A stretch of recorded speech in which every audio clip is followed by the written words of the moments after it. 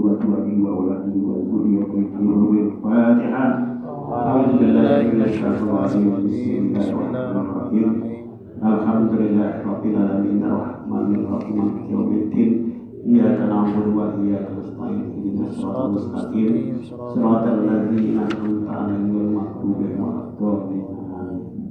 Tausiah kita mungkin sampai jam 6:30. Mungkin ibu-ibu atau bapak-bapak mungkin ada urusan, dan mungkin tadi setelah tausiah mungkin ada tanya jawab yang perlu ditanyakan. Nanti kami kasih waktu sekitar 10 menit atau 15 menit. Itulah rangkaian acara kita. Kepada Pak Ustaz, waktu kami persilakan.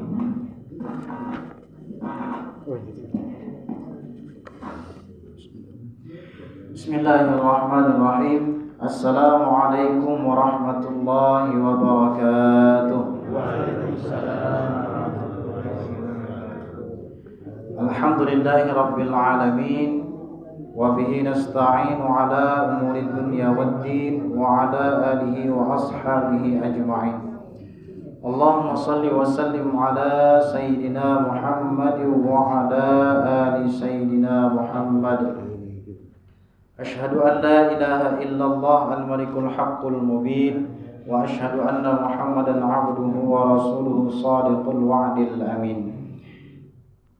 Faqala ta'ala fi kitabihil karim, a'udzu billahi minasy syaithanir rajim. Bismillahirrahmanirrahim. Ya ayyuhalladzina amanu kutiba 'alaikumus shiyam kama kutiba 'alal ladzina min qablikum la'allakum tattaqun. Faqala Nabi sallallahu alaihi wasallam, man shoma Ramadan imanan wa ihtisaban ghufira lahu ma taqaddama min dhanbi. Sadaqallahul azim wa sadaqa rasulun nabiyul karim wa nahnu ala dzalika minasyahidin. Hadirin bapak-bapak, ibu-ibu, jamaah salat subuh Mushallah Al-Khairiyah yang dirahmati Allah Subhanahu wa taala. Amin ya rabbal alamin. Alhamdulillah, pada subuh hari ini kita bersyukur kepada Allah Subhanahu wa taala karena kita masih diberikan berbagai macam nikmat-Nya sehingga kita bisa bersama-sama menunaikan kewajiban kita melaksanakan ibadah salat subuh berjamaah. Dan wabil khusus hari ini hari pertama kita melaksanakan ibadah puasa di bulan suci Ramadan. Ini merupakan nikmat yang besar, maka hendaklah kita yakini bahwasanya di dalam hati kita ini adalah nikmat dari Allah. Lalu kemudian kita syukuri nikmat tersebut melalui lisan kita dengan mengucapkan alhamdulillahirabbil alamin. Setelah itu kita syukuri juga nikmat Allah Subhanahu wa taala ini dengan kita beramal kepada Allah. Maka lengkap cara kita bersyukur kepada Allah. Yang pertama, kita yakini melalui hati kita bahwasanya ini adalah nikmat dari Allah, yang kemudian lalu kita ucapkan dengan lisan kita, lalu kita lengkapi syukur kita itu dengan manfaatkan nikmat dari Allah ini untuk beribadah kepada Allah Subhanahu wa taala. Bil khusus ini bulan puasa. Bulan puasa ini semua orang yang beriman kepada Allah menginginkan untuk bisa berjumpa dan beribadah di bulan puasa. Kita selalu mengucapkan doa ketika bulan Rajab, bulan Sya'ban. Allahumma barik lana fi Rajab wa Sya'ban wa ballighna Ramadan. Mudah-mudahan usia kita sampai pada bulan Ramadan ini adalah atas terkabulnya doa kita tersebut. Allahumma barik lana fi Rajab wa Sya'ban wa ballighna. Itu sampaikanlah ya Allah usia kami pada bulan suci Ramadan. Maka jika kesempatan ini sudah diberikan kepada kita, mari kita manfaatkan untuk senantiasa taqarrub ila Allah, mendekatkan diri kepada Allah Subhanahu wa taala. Salawat dan salam Allahumma salli wa sallim ala sayyidina Muhammad wa ala ali sayyidina Muhammad. Semoga senantiasa tercurah kepada junjungan kita, suri tauladan kita semua, Nabi besar Nabi Muhammad sallallahu alaihi wasallam. Mudah-mudahan kita semua mendapatkan syafaatnya di yaumil akhir nanti. Amin ya rabbal alamin. Bapak Ibu yang dirahmati Allah Subhanahu wa taala, kita pada subuh hari ini bersama-sama membahas kitab Syiyam. pasal tentang pembahasan puasa. Karena penting mendasari ibadah puasa kita di bulan Ramadan ini dengan ilmu pengetahuan. Karena kalau kita tidak mendasari ibadah puasa kita dengan ilmu pengetahuan, maka khawatir nanti ibadah kita ini sia-sia. Sebagaimana disampaikan oleh Ibnu Ruslan. Kata Ibnu Ruslan, wa kullu man bighairi ilmin ya'malu a'maluhu mardudatun la tuqbal.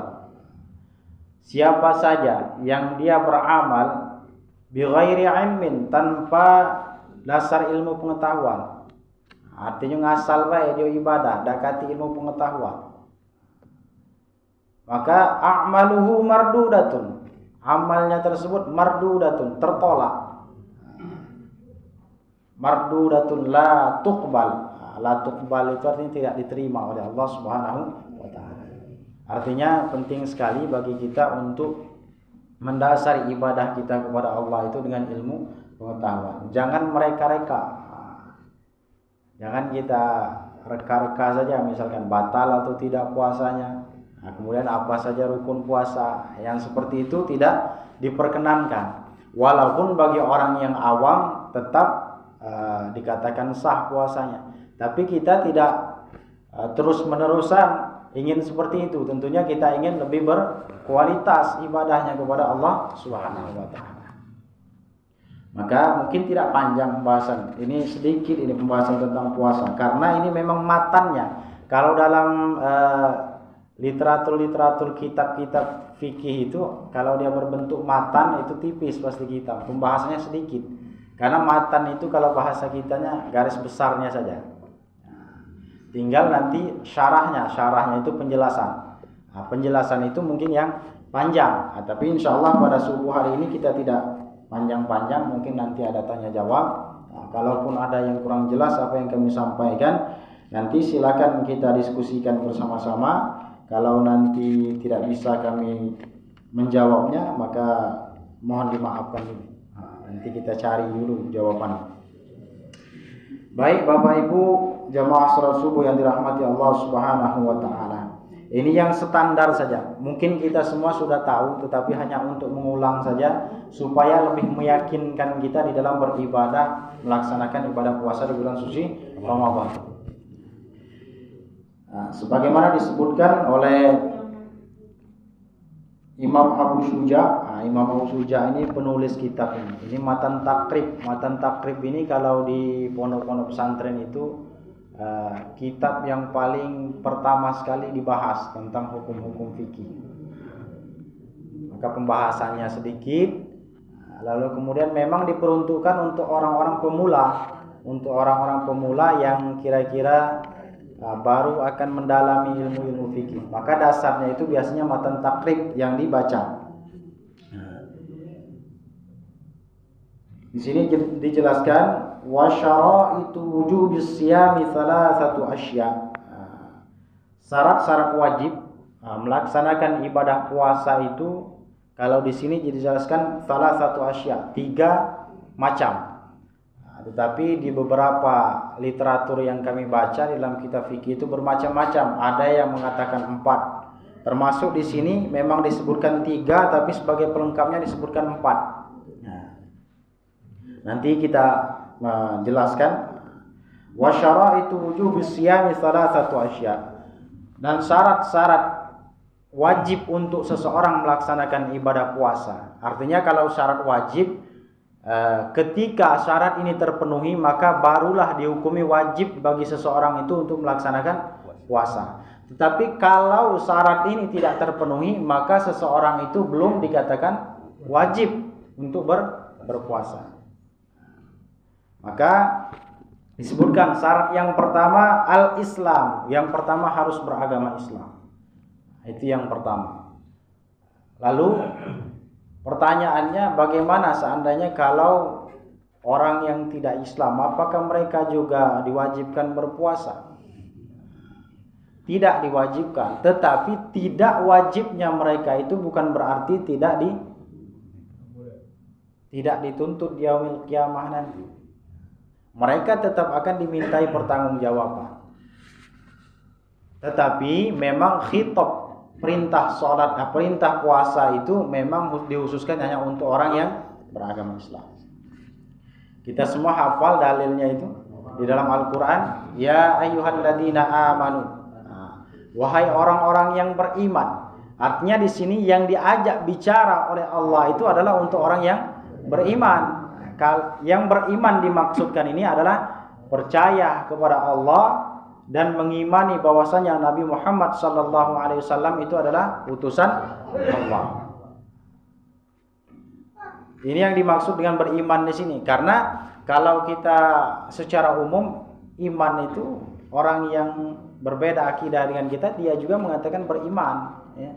Tetapi diperjelas yang dimaksud iman dimaksud ayat ini adalah yang percaya kepada Allah, percaya kepada malaikat-malaikatnya, percaya kepada kitab-kitabnya, kemudian Rasulnya, kemudian hari kiamat dan qada dan qadar. Itulah rukun iman kita. Ada 6 macam rukun iman kita. Maka kita meyakini itu ketika rukun iman itu ada pada diri kita, maka kita termasuk yang diajak bicara oleh Allah di sini. Ya ayyuhalladzina amanu, wahai orang-orang yang beriman, kutiba alaikumusiyam. Diwajibkan kepada kalian itu untuk melaksanakan ibadah puasa. Ibadah puasa yang mana dimaksudkan di sini?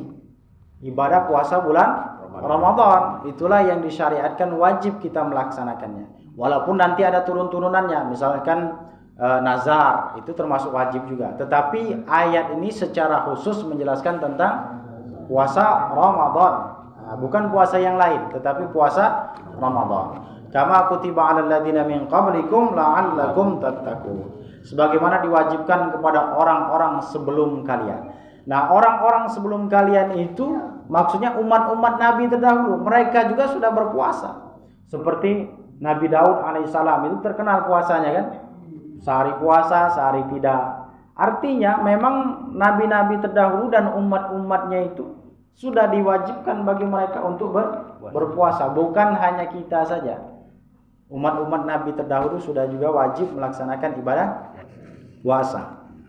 La'allakum tattaqun, supaya kalian itu bertakwa. Ini syarat yang pertama, harus beragama Islam. Kemudian juga dijelaskan di dalam hadis Rasulullah SAW, di mana Rasulullah itu menjelaskan bunyal Islamu ala khamsin. Nah, Islam itu terdiri dari 5 pilar atau 5 perkara. Yang pertama bunyal Islamu ala khamsin. Yang pertama syahadatu an la ilaha illallah wa anna Muhammadar Rasulullah wa iqamis shalah wa ita'iz zakah wa siyami Ramadan wa hajjul bait man istata'a ilaihi sabila. Itulah dalilnya yang mengatakan bahwa syarat yang pertama itu harus beragama Islam. Lalu kembali kita membahas bagaimana kalau orang yang tidak Islam tidak berpuasa, apakah dia tidak berdosa? Mereka tetap berdosa. Ya. Tetapi memang di sini tidak diajak mereka itu bicara oleh Allah karena mereka sendiri sudah tidak mau untuk beriman kepada Allah. Wa may yabtaghi ghairal islam madina fala yuqbala minhu. Itu firman Allah. Wa may yabtaghi, barang siapa yang mencari agama selain Islam, fala yuqbala minhu, maka akan ditolak, semua amalnya ditolak walaupun mereka berbuat baik. Bagaimana seandainya mereka mengerjakan puasa? Apakah mereka mendapatkan pahala? Tentu tidak, karena sudah tidak memenuhi syaratnya. Syarat wajibnya belum ada untuk mereka, tidak memenuhi syarat. Nah, itu yang pertama, al-Islam. Kemudian yang kedua, wal bulughu. Nah, ini artinya baligh ya, sampai usia beban taklifi kepada mereka. Baligh, kalau laki-laki ditandai dengan misalnya mimpi. Kalau perempuan itu haid. Nah, itu ya kalau perempuan. Jadi ketika sampai usia itu barulah mereka diwajibkan. Nah, kalau anak kecil itu belum ada kewajiban bagi mereka. Jangan kita paksakan. Walaupun boleh kita untuk melatih mereka, boleh. Tetapi jangan terlalu kita paksakan. Misalkan usianya baru 6 tahun, lalu kemudian kita beri sanksi kepada mereka. Nah, ini tidak boleh. Karena memang mereka belum diwajibkan untuk berpuasa. Kalau hanya sekadar untuk melatihnya, silakan saja, tidak apa-apa. Sebagaimana melatih anak-anak kita untuk melaksanakan sholat. Nah, Nah, itu kiasan bahwasanya boleh artinya melatih anak-anak ingin berpuasa. Muru abna'akum bis salati bisab'in. Perintahkanlah anak-anak kalian itu untuk melaksanakan salat ketika mereka berumur 7 tahun. Puasa pun demikian, kalau dia sudah berusia 7 tahun boleh kita perintahkan. Tetapi ingat, tidak boleh kita berikan sanksi, hanya sekadar untuk melatih saja. Watribuhum 'alaiha li'ashrin. Kalau mereka sudah berumur 10 tahun maka baru boleh kita berikan sanksi. Boleh kita berikan sanksinya. Misalkan kalau di dalam teks hadis ini disebutkan watribuhum 'alaiha, boleh memukul. Tapi memukul di sini jangan kita artikan hanya sebatas fisik saja memukul. Memukul itu sangat luas kalau kita jabarkan. Bisa mereka misal diberikan sanksi, itu termasuk juga. Jadi kata kuncinya itu boleh diberikan hukuman yang mendidik. Jangan sampai misalkan anak itu diperintahkan mereka untuk sholat atau berpuasa ketika berusia 10 tahun, lalu boleh kita menganiaya, melegitimasi kita hadis ini boleh untuk menganiaya. Tidak seperti itu. Itu salah penjelasannya. Tetapi yang benar itu berikan sanksi untuk mendidik. Di mana dalilnya bahwasanya anak-anak itu belum dikatakan wajib untuk berpuasa? Hadis Rasulullah menjelaskan demikian. Rufi'al qalam an thalas, kata Rasulullah. Pena itu diangkat dalam 3 keadaan manusia. 3 keadaan manusia ini diangkat, maksudnya pena itu artinya kalau dia melanggar perintah Allah itu belum dituliskan sebagai dosa bagi mereka. Yang pertama itu wa'anis sabiyyi hatta yablugha, yaitu anak-anak kecil. Wa'anis sabiyyi, sabiyyi itu anak kecil. Anak kecil hatta yablugha, sampai mereka balik. Inilah salah satu dalilnya. Bahwasanya anak kecil itu memang belum diwajibkan untuk berpuasa maupun sholat, belum juga diwajibkan kepada mereka. Yang ketiga, syarat wajib yang ketiga, wal bulughu wal aqlu, artinya sempurna akalnya dan tidak dalam keadaan gangguan. Artinya sebagaimana umumnya kita, bahwasanya akalnya sehat, dia mampu membedakan yang baik dan salah, yang yang baik buruk. Dia mampu membedakan itu, mana perintah, mana larangan. Itu tahu dia. Kalau seandainya dia tidak mengetahui hal tersebut, artinya ada kelainan pada pemikirannya atau tidak sempurna akalnya.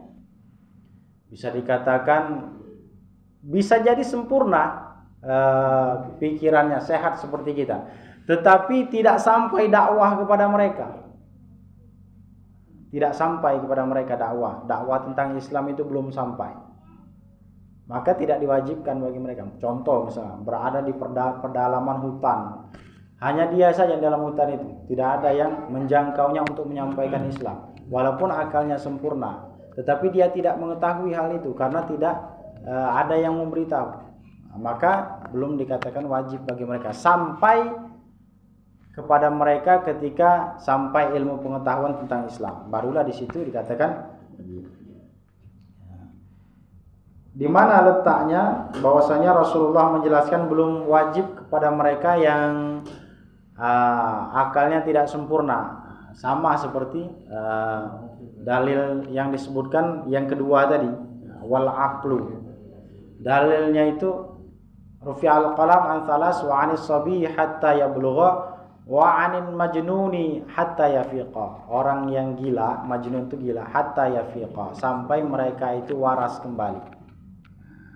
Kalau mereka sehat kembali barulah dikatakan wajib berpuasa. Yang keempat di sini memang disebutkan 3, tapi penjelasan ini ada 7 kalau tidak salah. Wal qudratu 'ala shaum, dan mereka itu mampu untuk melaksanakan puasa. Mampunya itu ada beberapa macam turunan. Ada mampunya itu secara tidak fisik dia tidak mampu. Ada yang dia mampu tetapi hukum syar'i yang tidak membolehkan mereka untuk berpuasa. Misalkan yang contoh tidak mampu tadi, seseorang yang sudah sangat sepuh usianya itu sudah sangat lanjut usia, misalkan sudah sampai 80 tahun. Kalau dia tidak mengkonsumsi sesuatu pada siang hari, maka bisa mengakibatkan dia sakit misalnya. Nah, dalam keadaan ini tidak dikatakan wajib, tetapi harus membayar fidyah. Fidyah itu ganti daripada ibadah puasa tersebut. Membayar fidyah. 1 hari membayar fidyah itu nanti ada pembahasan tersendiri, tetapi secara umumnya membayar fidyah itu 1 hari kita tidak melaksanakan puasa, maka memberikan makan kepada fakir miskin itu senilai kita makan hari itu. Nah, senilai kita makan pada hari. Wa 'alal ladzina yutiqunahu fidyatun ta'amu miskin. Kalau tidak salah begitu bunyi ayatnya. Wa 'alal ladzina yutawwaqunahu fidyatun ta'amu miskin. Ini hadis, ini diriwayatkan oleh Imam Al-Bukhari. Wa 'alal ladzina yutawwaqunahu fidyatun ta'amu miskin. Kalau seandainya dia tidak berkemampuan untuk melaksanakan ibadah puasa, tapi tidak mampu di sini jangan hanya sekadar kita jadikan legitimasi bahwa mengaku-ngaku, tidak, tetapi yang dibenarkan oleh syariat, yang memang dia sudah uzur secara syar'i. Lalu kemudian dia memiliki kemampuan, tetapi hukum syar'i yang tidak membolehkan. Bahkan kalau dia berpuasa bisa jadi berdosa, bukan mendapatkan pahala. Bahkan haram hukumnya bagi dia untuk melaksanakan ibadah puasa. Nah, kita semua paham itu. Yaitu perempuan yang lagi haid atau nifas, maka haram baginya untuk berpuasa Ramadan. Tidak boleh baginya untuk berpuasa di bulan suci Ramadan. Penjelasan selanjutnya sebagai tambahan bagi kita, yaitu orang-orang yang dikatakan wajib untuk berpuasa itu dia juga harus tidak dalam perjalanan, musafir. Nah, kalau musafir maka boleh baginya untuk tidak berpuasa di bulan suci Ramadan. Musafir itu perjalanan yang ditempuhnya dalam rangka tidak bermaksiat kepada Allah. Kalau perjalanan itu bermaksiat kepada Allah, maka tidak kategori dalam musafir ini ya. Kira-kira jalan atau jarak yang dia tempuh itu di dalam mazhab Syafi'i itu disebutkan 89 km. Ya.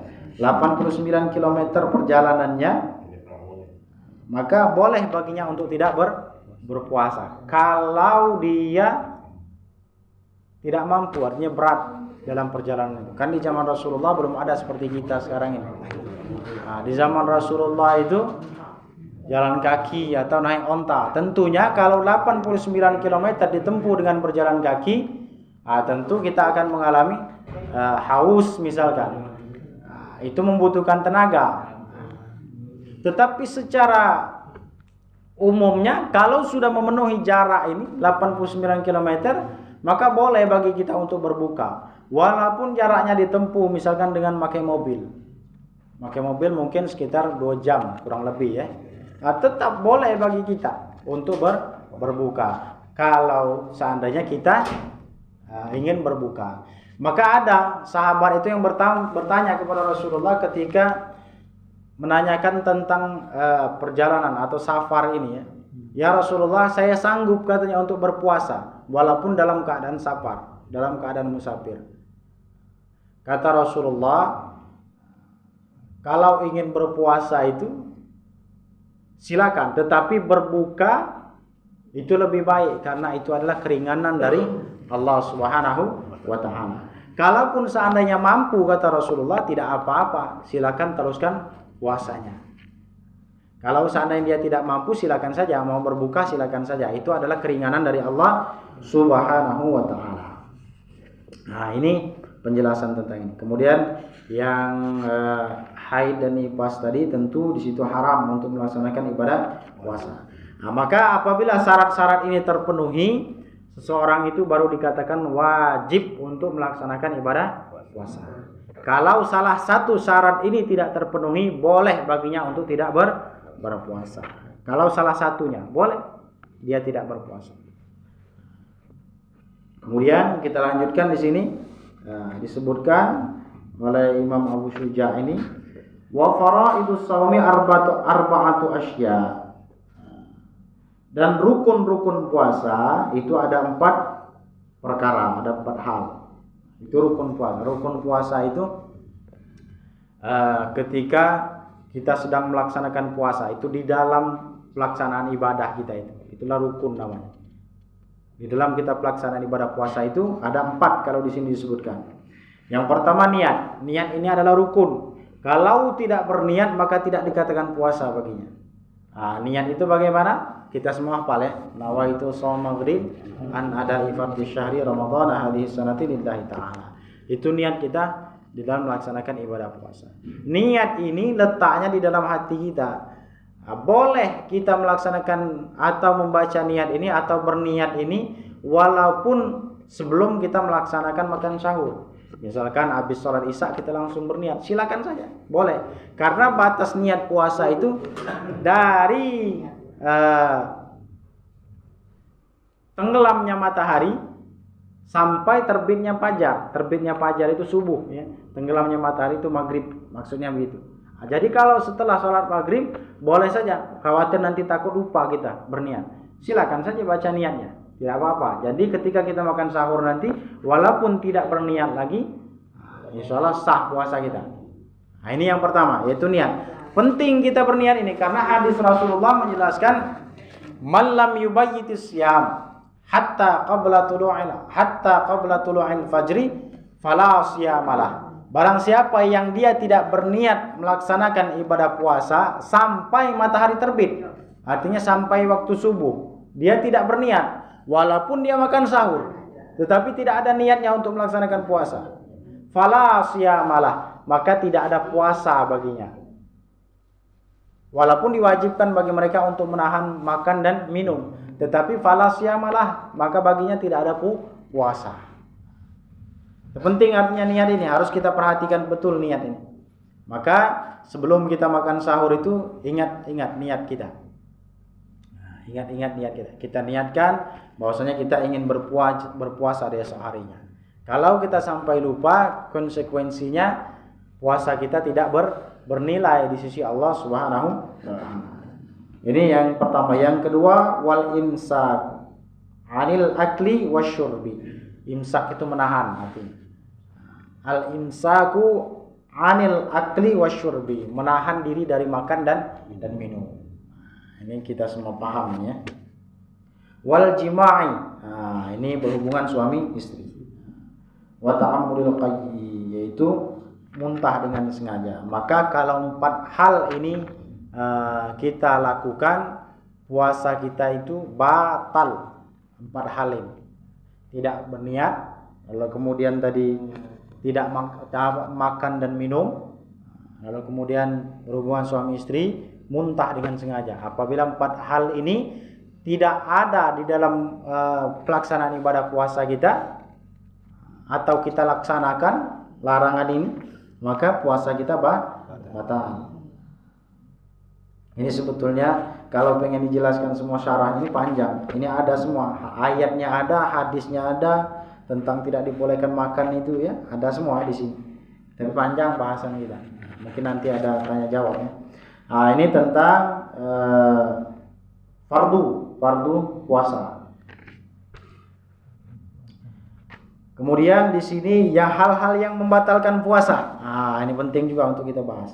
Walladzi yuftiru bihi shaimu asyratu asya. Hal-hal yang membatalkan puasa itu asyratu asya, ada 10 macam. Ada 10 macam. Yang pertama, ma wasala amdan ilal jauf warras. Ini yang pertama. Sesuatu yang sengaja dimasukkan ke dalam lubang tubuh kita atau kepala. Lubang dalam tubuh kita ini maksudnya yang sudah terbentuk secara normal manusia. Itu ada beberapa. Yang pertama lubang mulut, hidung, kedua telinga, lalu kemudian pubul dan dubur kita. Itulah lubang-lubang yang ada di badan kita. Ketika kita menyengaja sesuatu memasukkan ke dalam salah satu lubang tubuh kita itu, maka batal hukumnya. Lalu bagaimana batasannya misalnya? Kalau pengen ngupil, ini kan lubang hidung juga ini. Lubang ini salah satu rongga yang ada di tubuh kita. Bagaimana batas-batasannya? Kalau ngupil, Batasan itu dijelaskan oleh para ulama jari kita. Kalau batasan jari kita ini tidak mungkin full masuknya sampai ke ujung jari ini saja biasanya. Telinga juga demikian ya. Telinga. Jadi kalau hanya sekadar begini gatal itu tidak termasuk batal. Tetapi kalau sudah memakai katembat atau apa? Korek cuping ya. Nah, korek cuping itu kategorinya batal karena dia sudah melampaui batasnya. Itu batal, termasuk kategori batal. Begitupun juga hidung, ngupil seperti ini tidak batal gitu, tidak terkategori batal. Sampai batasnya itu ketika masuk ke dalam rongga ini. Nah, itu baru dikatakan batal. Seperti kalau kita wudu. Wudu itu ada namanya istinsyak. Istinsyak itu memasukkan air ke lubang hidung sampai dihisap. Biasanya itu sampai pusing kepala kita ya. Nah, itu batal. Makanya hadis yang menjelaskan istinsyak itu asbighul wudu kata Rasulullah, sempurnakanlah wudu kalian. Kemudian cucilah di sela-sela jari kalian. Lalu kemudian beristinsyaklah. Beristinsyak itu maksudnya memasukkan air dalam hidung tadi. Kecuali dalam keadaan berpuasa. Maka yang dilarang itu istinsyak, bukan berkumur-kumur Bapak Ibu. Ini perhatikan. Karena di sini juga ada kita yang salah dalam memahami. Kalau kumur-kumur itu tidak kategori batal puasanya, ya. Tetapi kalau istinsyak tadi memang ada nas hadis yang menjelaskan.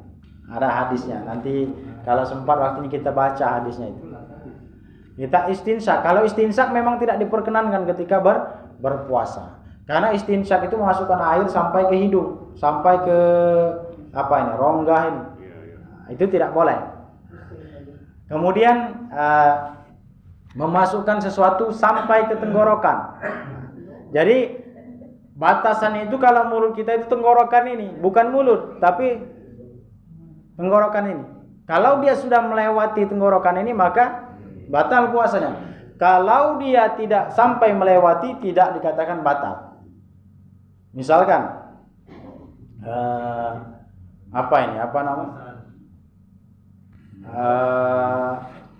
bahasanya itu apalah namanya? Kumur-kumur ataupun misalkan cungkil gigi apa namanya itu. Nah, itu tidak dikategorikan batal ya, karena dia tidak memasuki tenggorokan. Walaupun es krim Bapak Ibu masukkan ke dalam mulut, kalau dia tidak melewati sini tidak dikatakan batal. Tapi makruh tapi hukumnya ya. Makruh. Makanya itu ada itu para ulama yang menjelaskan ibu-ibu itu bagaimana hukumnya kalau mencicipi makanan. Ya. Kan lidah ini alat pengecap rasa. Nah, masin apa enggak ini? Boleh, tapi jangan lewat ke sini. Lewat ke sini, nah itu batal hukumnya. Hanya makruh saja ya. Nah, misalkan ada cucunya pengen minta bukakan es krim, buka saja, ya. Tidak apa-apa. Dicicip pun tidak dikategorikan batal kalau tidak lewat sini. Jangan kita salah paham, nanti kita terlalu ekstrim kalau kita misalkan batal kalau kamu masukkan es krim ke dalam mulut. Belum tentu kalau dia tidak melewati tenggorokan. Ya.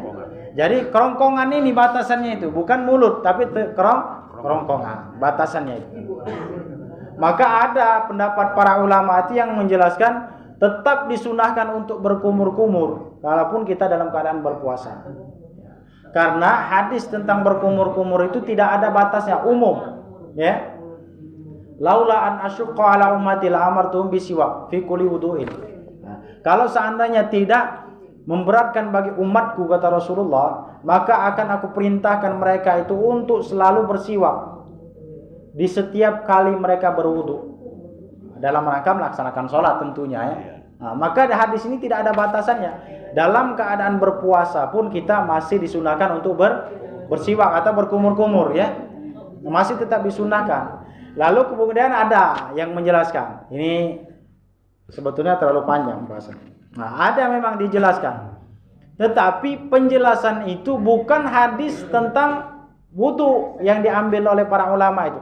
Hadis yang mengenai bahwasanya Rasulullah itu menjelaskan bahwa bau mulut orang yang berpuasa itu di sisi Allah itu bagaikan wangi misik. Wangi artinya minyak misik itu ya. Wangi artinya. Nah, maka dengan hadis inilah baru ulama itu menurunkan fatwanya. Bahwasanya barulah dimakruhkan setelah matahari naik ke atas. Artinya sudah sangat panas hari itu. Karena biasanya kita ini kalau di pagi masih segar ya. Karena mulut kita baru sudah gosok gigi ketika mau melaksanakan sholat subuh. Tetapi ketika dia memasuki waktu zuhur, itu biasanya mulai mengeluarkan bau yang tidak sedap. Maka kata para ulama, karena hadis Rasulullah menjelaskan bahwasanya bau mulut orang yang berpuasa itu dicintai Allah, di sisi Allah itu wangi, maka tidak boleh kita hilangkan baunya dengan berkumur-kumur. Maka dihukumi makruh. Tetapi dalilnya itu bukan tentang siwak, ya. Nah, itu penjelasannya.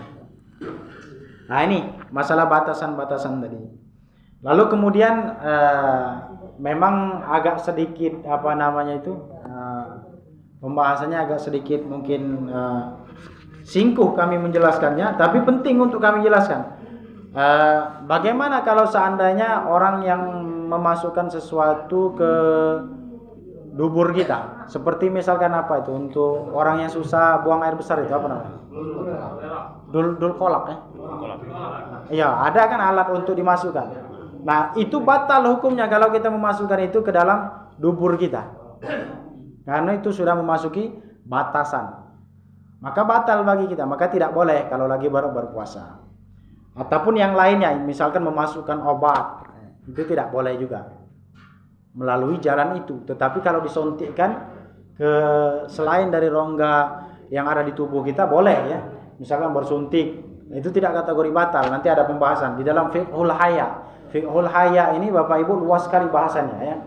Bahkan tentang puasa saja 400 sekian halaman dibahas. Ya.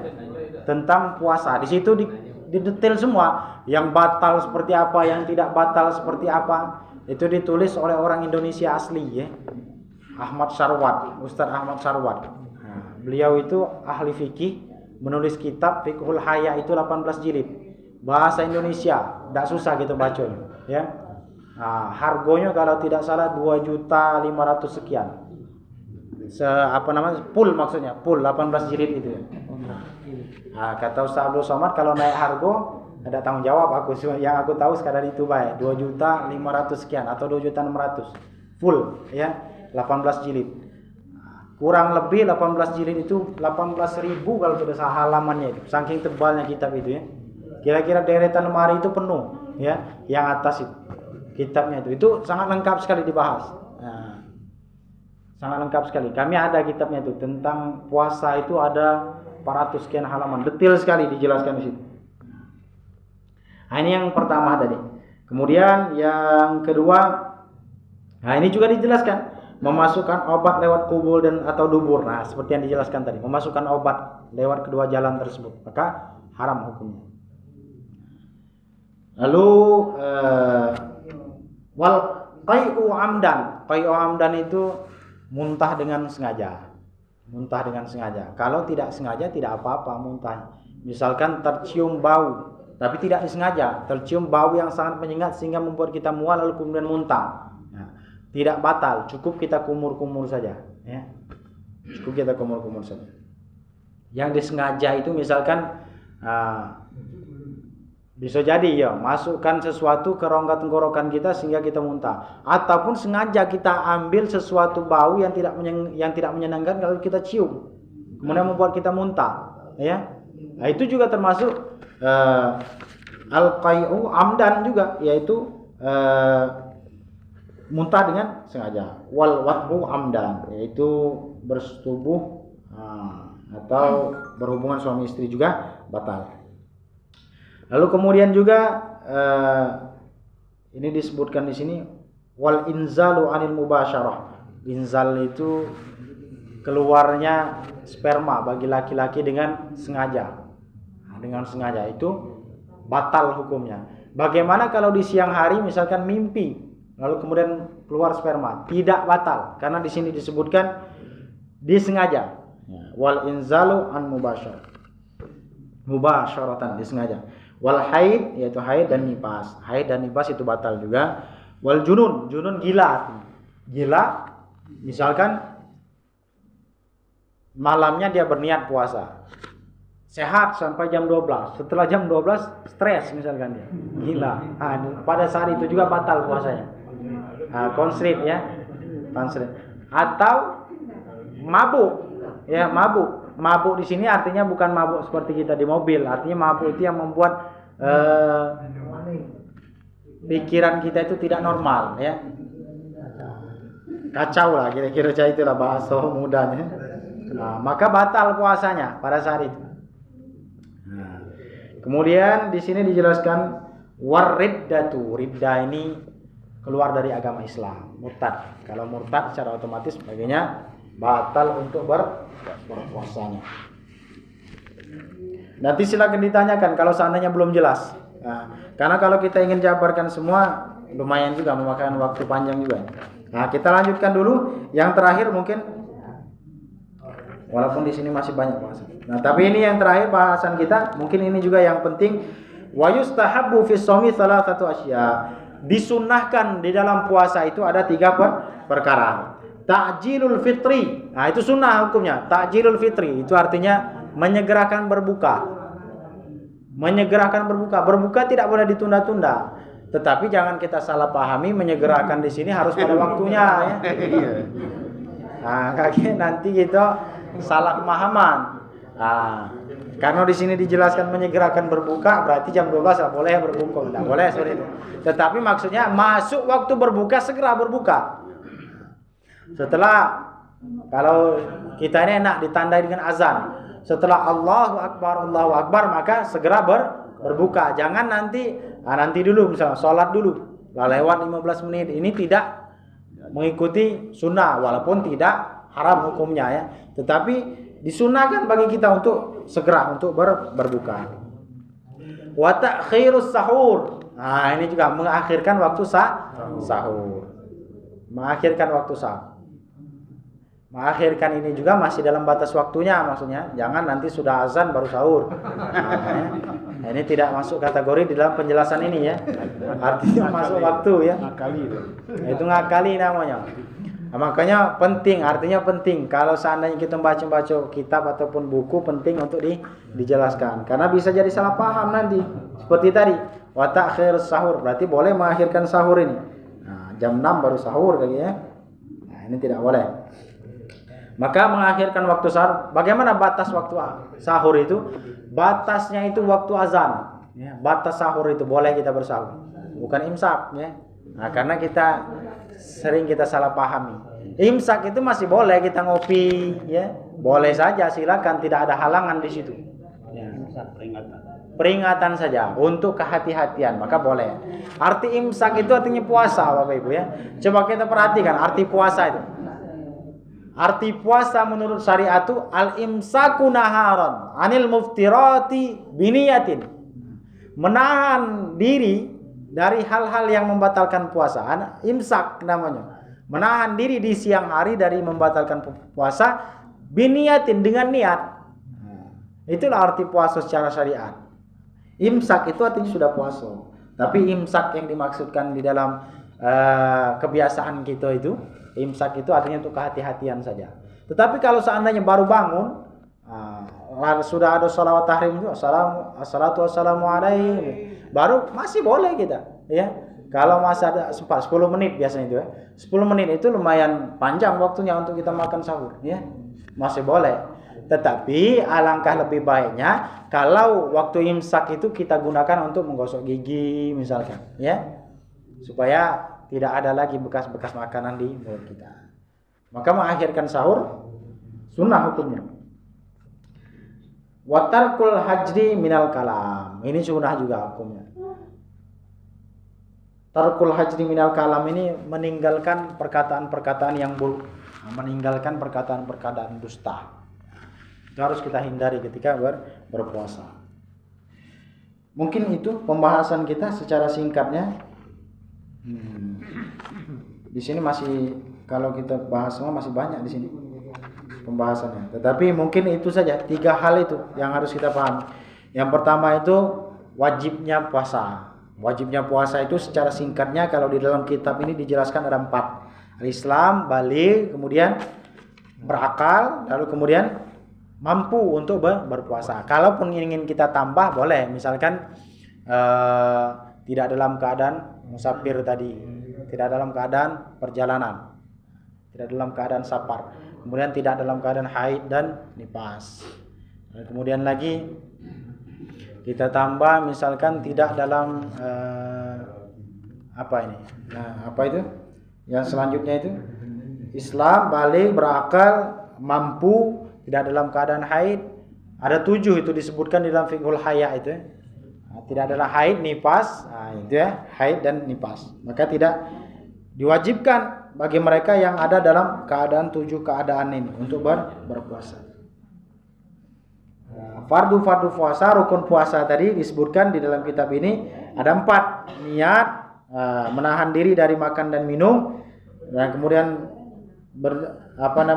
menghindarkan diri kita dari berhubungan suami istri, dan muntah dengan sengaja. Muntah dengan sengaja maka batal puasa kita.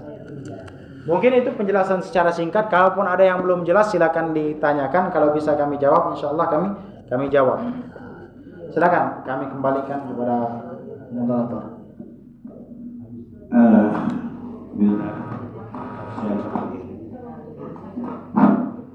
Kalau kita pada ini, kami ada kesempatan kita lebih kurang 15 menit untuk tanya jawab bagi yang belum jelas mengenai puasa. Kepada Bapak, Ibu dan Ibu, kami waktu kami persilakan yang ingin ditanyakan. Silakan Pak. Ya, silakan Pak. Waalaikumsalam warahmatullahi wabarakatuh. Masalah membayar fidyah tadi. Ya, bayar fidyah Islam. Seluruh yang tak mampu puasa, termasuk yang nifas, yang sakit dan apa. Kategori yang harus membayar fidyah. Yang dikategorikan boleh membayar fidyah tadi, Pak. Yang harus. Kalau dikatakan harus, tidak dikatakan harus, tetapi maksudnya boleh yang menggantikan puasa itu boleh dibayar fidyah, Pak. Ya bisa jadi dikatakan harus, yang harus membayar fidyah kalau dia tidak berpuasa. Kategorinya. Yang pertama tadi apa ini? Orang yang tidak mampu. Ketidakmampuannya itu dibenarkan oleh syariat. Seperti usianya sudah lanjut tadi. Kalau dia tidak mengkonsumsi sesuatu pada siang hari, maka bisa berakibat fatal, mungkin sakit. Kalau misalkan tidak mengkonsumsi sesuatu di siang hari, maka di hari-hari yang lain pun dia tidak akan mampu untuk mengqadha'nya. Kalau dia sudah dikategorikan lanjut usia tadi, maka baginya boleh membayar fidyah. Harus membayar fidyah. Karena kalau seandainya dikatakan diganti, dia juga pasti tidak akan sanggup untuk menggantinya karena mengqadha' tadi.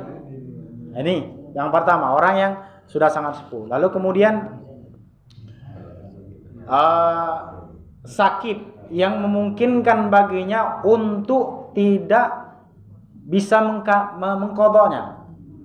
Sakit, misalkan sakit itu sudah seperti misalkan apa itu? Sakit mah yang akut itu, kronis ya. Sakit mah yang kronis misalkan. Ini tidak mungkin mampu lagi untuk dia mengqadha'nya. Maka boleh baginya berfidyah. Tetapi kalau sakitnya hanya sakit pada saat itu saja, misalkan sakit yang bersifat sementara, demam ini juga ada kategorinya Bapak Ibu ya. Bukan berarti aku ini pening kepala, ada lemak ini. Ini seperti ini juga tidak diperkenankan ya. Tetapi maksudnya memang betul-betul sakitnya itu sudah diponis oleh dokter kalau dia tidak mengkonsumsi sesuatu pada hari itu maka akan fatal akibatnya. Maka boleh baginya untuk membayar fidyah tadi ya. Membayar fidyah. Lalu kemudian bagaimana kalau sakitnya itu pada bulan Ramadan saja misalkan sakitnya? Ada misalkan ketika di pertengahan Ramadan dia jatuh sakit misalkan. Sakitnya itu mah bisa jadi kategori ya. Mah tadi bisa jadi.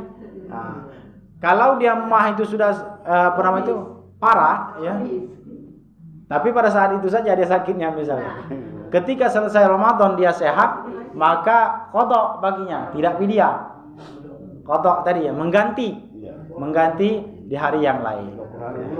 Wa man kana maridan aw ala safarin fa'iddatum min ukhra. Nah, itu dah dalilnya. Wa man kana maridan, barang siapa yang sakit. Sakit di sini ya tadi dijelaskan tadi, bukan hanya sekadar sakit-sakit biasa, sakit yang dia mempengaruhi kalau tidak mengkonsumsi sesuatu di siang hari.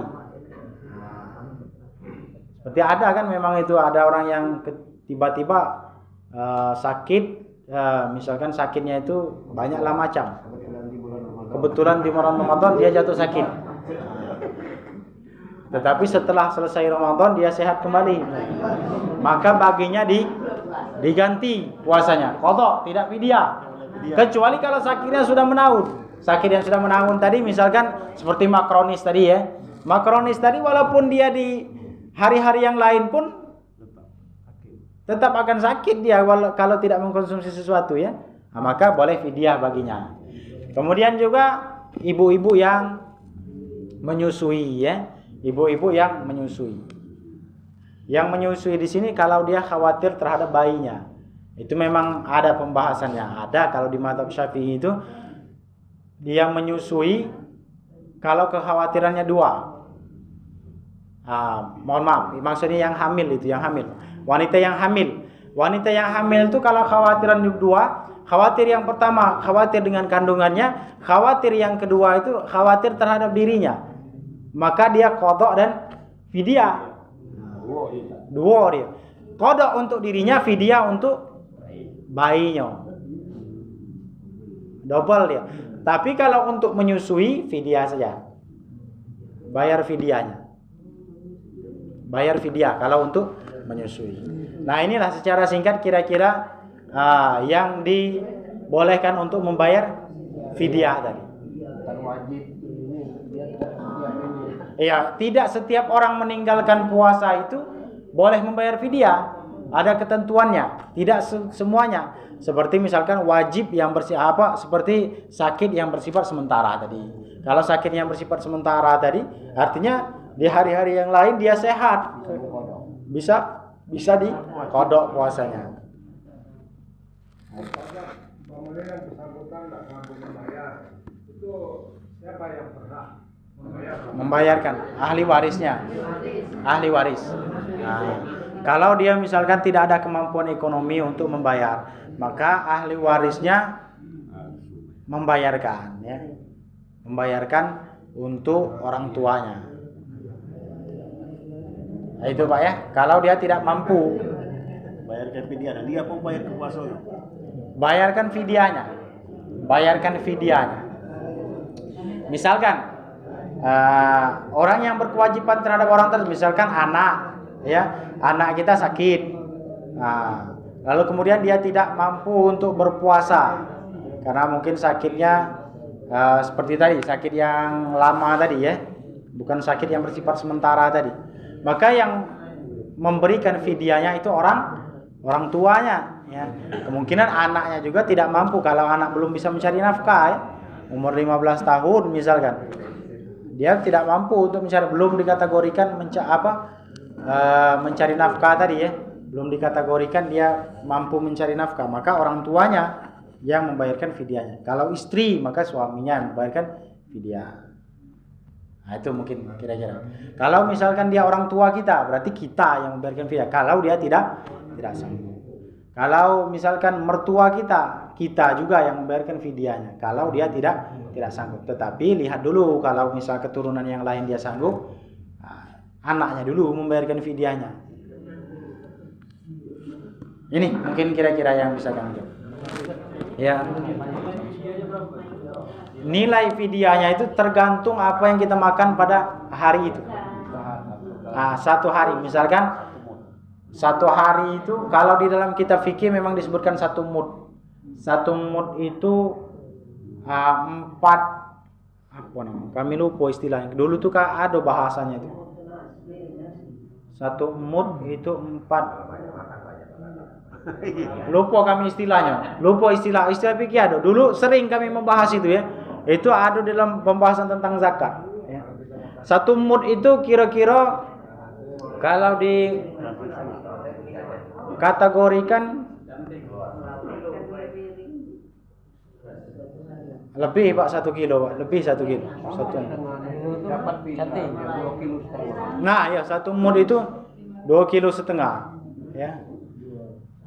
Tapi pembahasan fidyah ini Pak berbeda dengan ini zakat ya. Yang lebih tepat itu wa 'alal ladzina yutiqunahu fidyatun ta'amu miskin.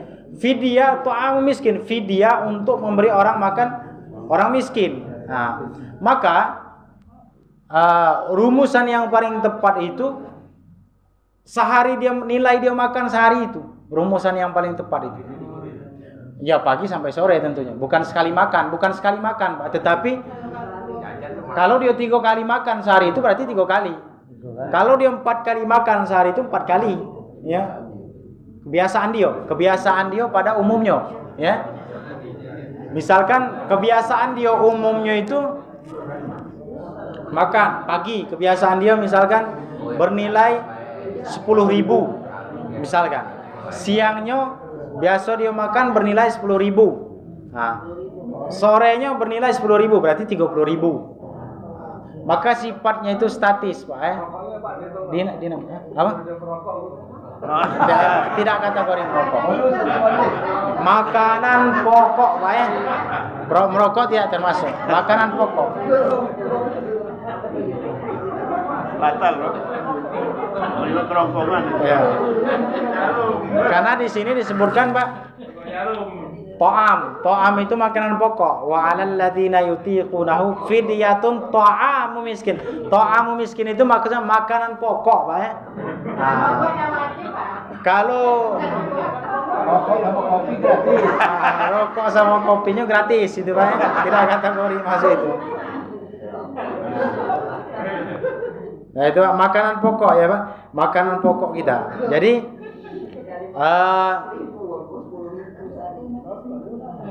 ada juga yang di dalam fikih itu dijelaskan ditetapkan, misalkan sehari itu senilai kita makan misalkan 10.000 sehari. Ada yang menetapkan demikian, ya. Sehari 30.000 misalnya, karena nilai dia makan pada hari itu 10.000 seharinya dikalkulasikan. Kalau 10.000 itu bungkus cuma. Iya. Karena begini, Pak. Maka 3 kali 3 bungkus. Ya. Karena begini, Pak, pemahamannya. Inilah makanya perlu kita pahami. To'am di situ, Pak, maksudnya makanan pokok. Makanan pokok kita apa? Nasi. Yang dimaksudkan itu nasinya, bukan lauknya, Pak. Makanya ada perbedaan pendapat ulama itu, Pak ya. Di situ letaknya. To'am itu artinya makanan pokok. Kalau makanan pokoknya gandum, senilai gandum itu berarti. Lalu bagaimana misalnya lauk pauknya? Itu, Pak, sudah rumusan ulama yang mengatakan misalkan senilainya itu senilai, bukan makanan pokok tapi senilai makanannya pada hari itu. Maka tidak salah, memang ada yang merumuskan bahwasanya 10.000 kata. 10.000 itu harga beras berapa? 12.000 lah. Sekilo ya. Kira-kira bapak-bapak, ibu-ibu sekilo habis tak beras? Makan. Tidak kan?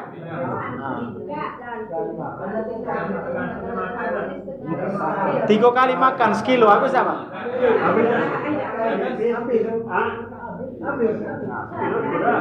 Berarti sekilo berarti, Pak.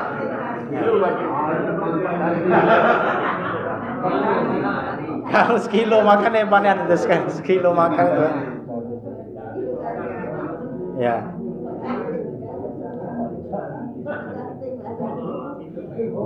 Nah, itu tentang fidyah tadi, Pak ya. Senilai makanan kita pada hari itu. Ya, sekemampuan kita. Kalau kita mengambil pendapat ulama yang mengatakan senilai makanan kita pada hari itu, ya. Ada orang itu yang sekali makan kebiasaan dia sekali makan 100.000 misalnya. Berarti 3 kali makan 300.000. Senilai kebiasaan dia. Ini yang paling aman lah untuk kita ambil, Pak. Yang paling aman untuk kita ambil. Mungkin itu, Pak ya, penjelasannya. Untuk detailnya itu memang dijelaskan. Untuk secara detailnya dijelaskan oleh para ulama tentang apa namanya itu, fidyah itu. Takaran-takarannya. Yang paling minimal itu senilai makanan pokok kita. Itulah yang paling minimal. Maka lebih baik kalau kita membayar fidyah itu, Pak, dilebihkan. Lebih baik daripada kurang. Nah, kalau kurang mana itu nutupinya, Pak?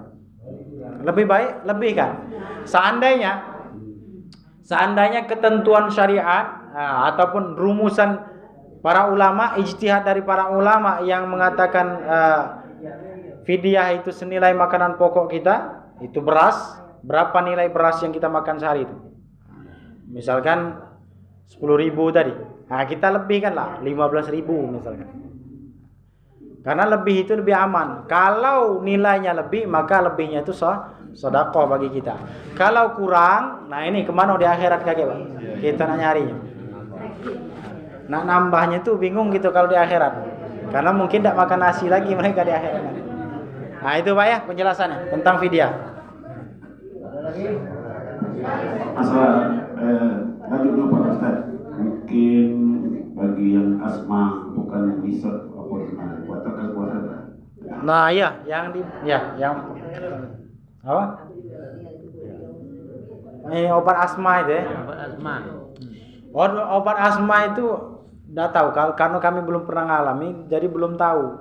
Di situ memang ada beberapa ulama itu yang menjelaskan obat asma itu katanya ada yang bersifat apa itu? Gas. Ada yang air itu ya. Ya. Ada yang semprotan. Pokoknya seperti ini. Kira-kira ada sesuatu benda lah. Ada sesuatu benda, baik itu cair maupun padat, yang dia melewati tenggorokan. Benda ini, Bu ya. Misalkan air. Nah, atau apa semprotan air misalnya. Ya. Maka kalau demikian ada suatu benda artinya masuk ke tenggorokannya, maka batal puasanya. Tetapi kebiasaan kalau seperti yang ditanya Pak Haji kemarin, Pak Haji MD ya, kemarin dia pakai apa itu? Obat asma yang sifatnya gas saja ya.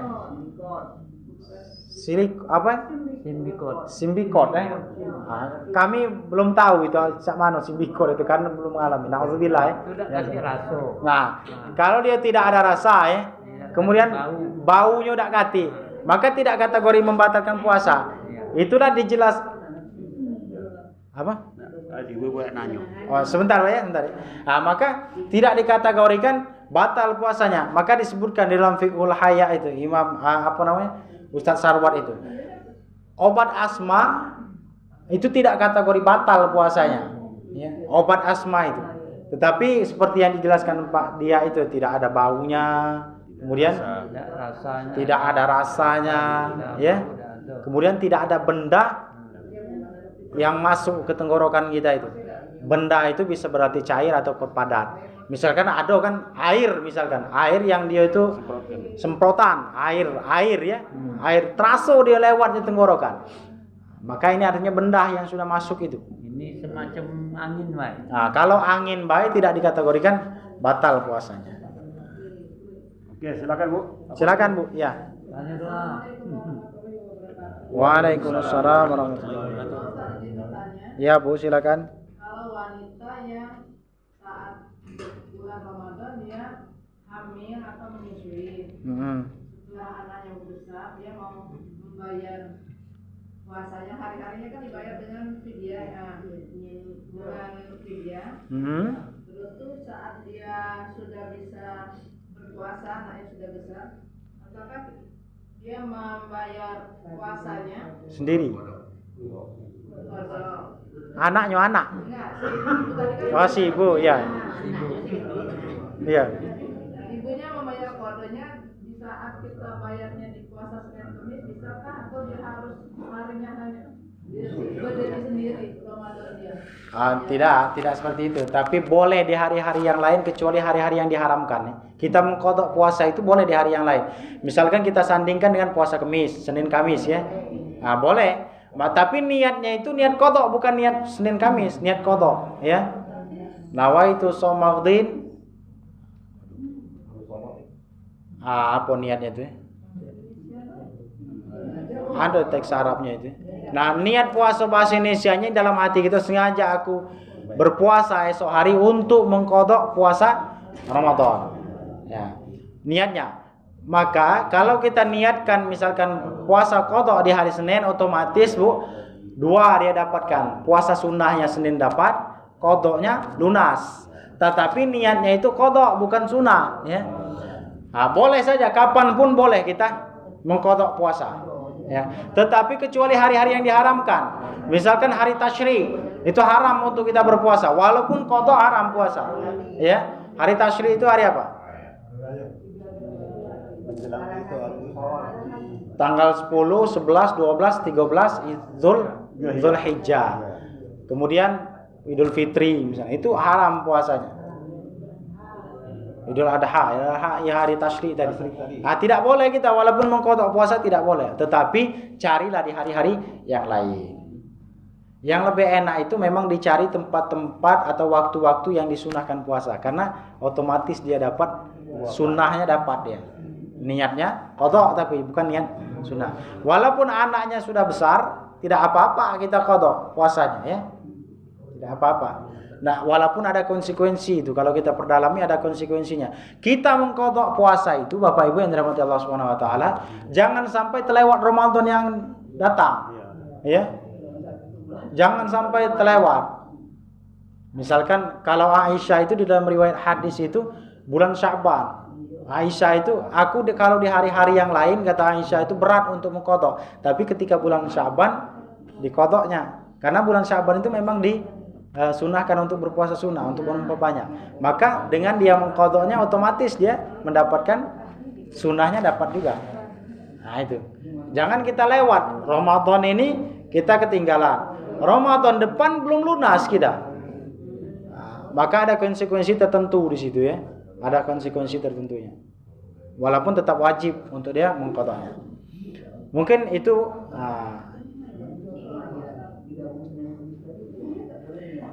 digabung Senin Kemis ataupun Ayyamul Bait misal boleh, ya, digabung.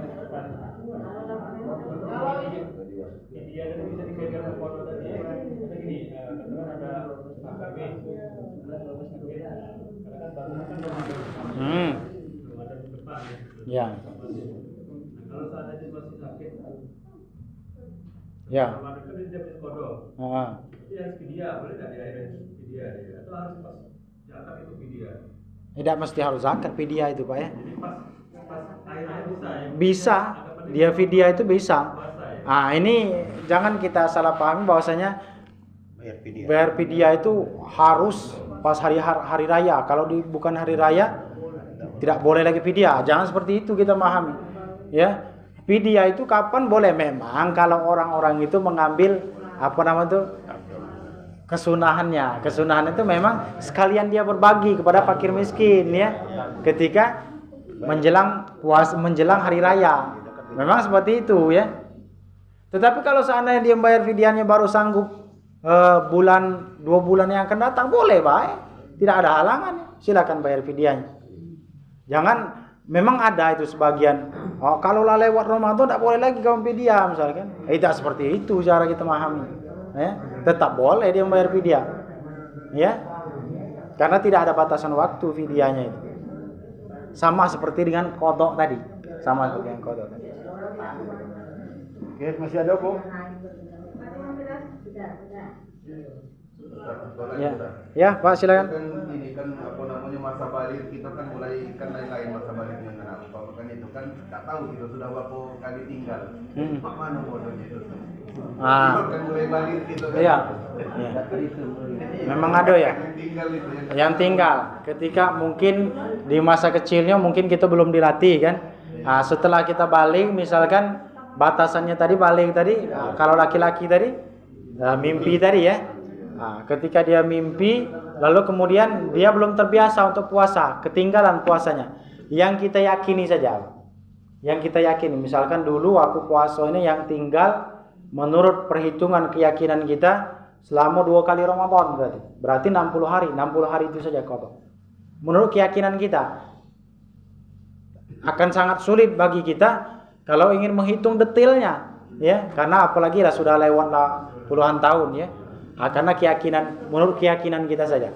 Tetapi keyakinan ini keyakinan yang betul, yakin dalam hati, jangan keyakinan dibikin-bikin. Nah, keyakinan yang dibuat-buat itu misalnya, sudahlah misalnya 2 bulan baik kok aku yakin dong. Nah, tidak seperti itu. Tapi memang betul sudah kita pikirkan, oh umur 15 tahun aku ini belum puasa.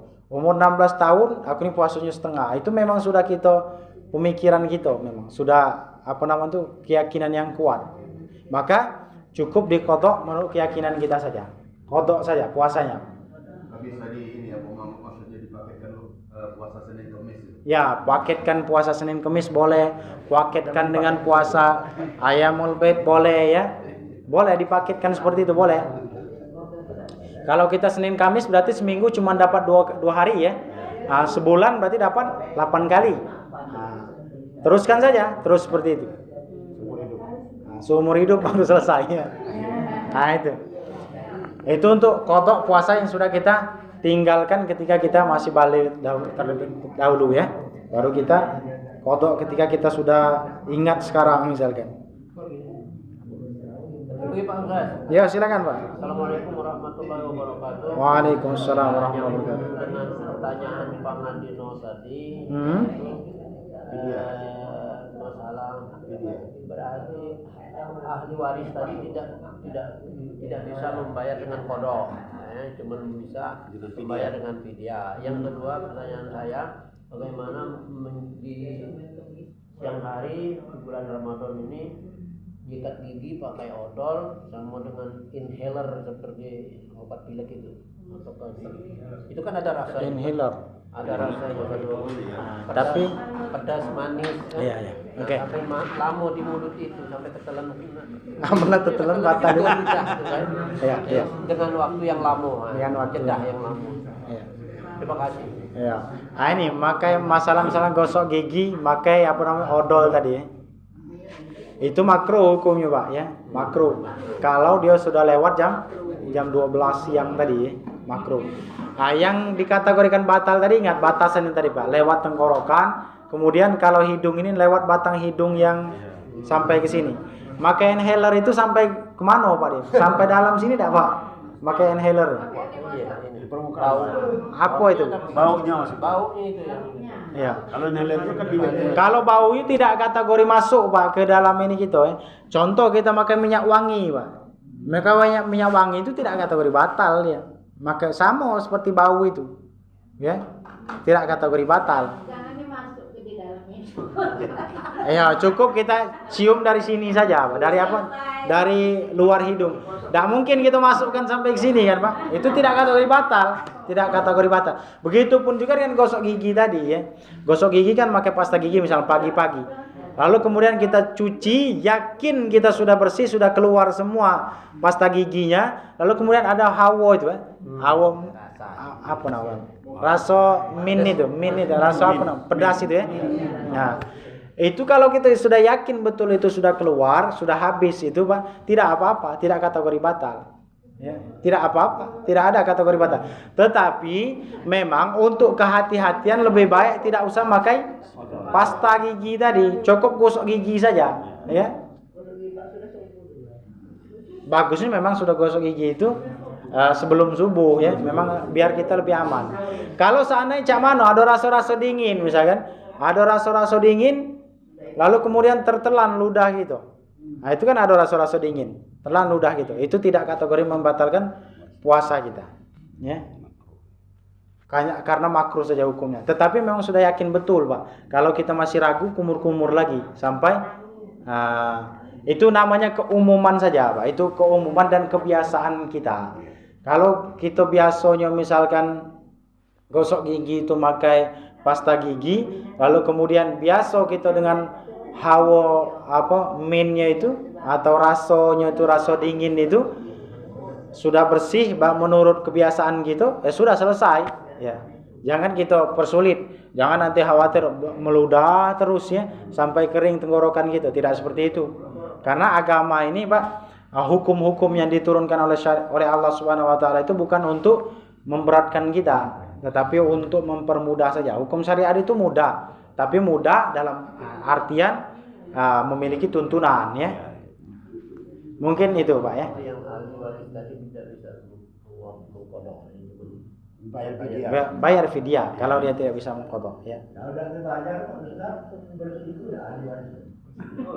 Jelas itu Pak, bersiko. Dia mampu bayar. Bersiko. Kalau ahli warisnya tidak membayarkan ya, tidak membayarkan itu, maka yang yang meninggalkan tadi berdosa juga dia.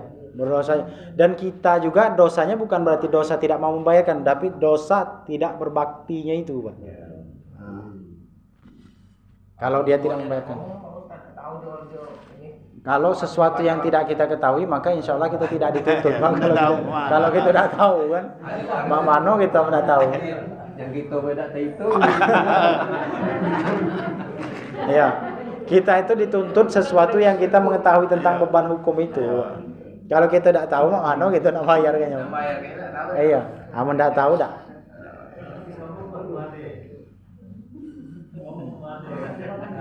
Mano, habis kira-kira selesai ya? Pengertian Ustaz, pengertian musafir. Orang dalam keadaan musafir. Nah, orang yang dalam keadaan musafir ini, apa dia berjalan baik sini, apa dia dalam seminggu bisa sebulan di situ. Batas-batasannya kan? Ya. Batas-batasan musafir itu jarak tadi. Jarak tadi 83 kilo misalkan perjalanan 89 kilo perjalanan tadi.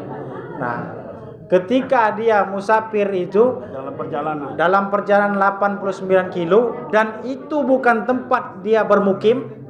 Nah, ini benar pertanyaan Pak Haji tadi. Kapan? Itu bukan tujuannya bermukim.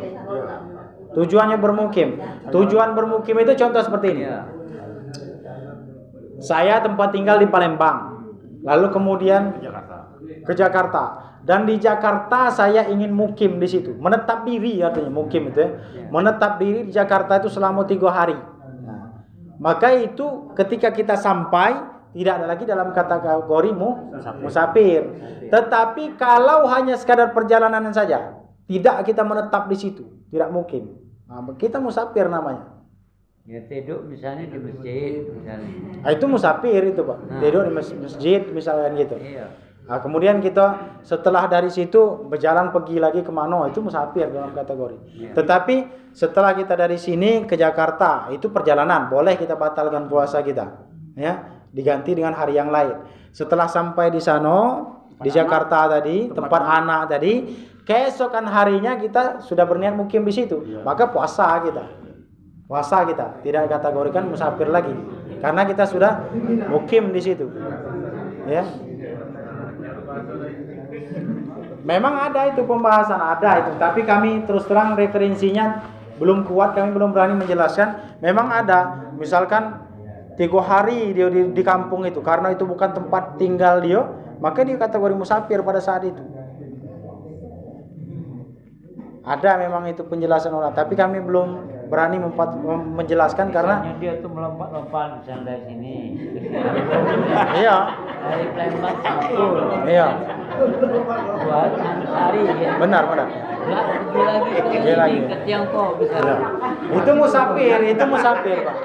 Iya benar itu. Donian Pak Haji benar. Ada itu Bapak Ibu ya. Misalkan seperti ini, kita ibaratkan Lompatnya berpindah-pindah. pindah-pindah. Ya. Bukan melompat-lompat salto masuk Pak Haji itu. Ya. Ada memang seperti misalkan kita ingin ke Amerika, misalkan kita ingin ke Amerika tujuan kita. Lalu kemudian hari ini kita ke Jakarta. Nah, hari ini. Keesokan harinya baru kita ke Malaysia. Itu musafir namanya. Keesokan harinya kita ke Malaysia. Keesokan harinya kita ke Singapura. Keesokan harinya kita ke mana? Baru ke Amerika. Itu kategori musafir namanya. Ya. Artinya tempat yang kita tuju tadi belum sampai untuk bermukim. Ya. Itu musafir namanya.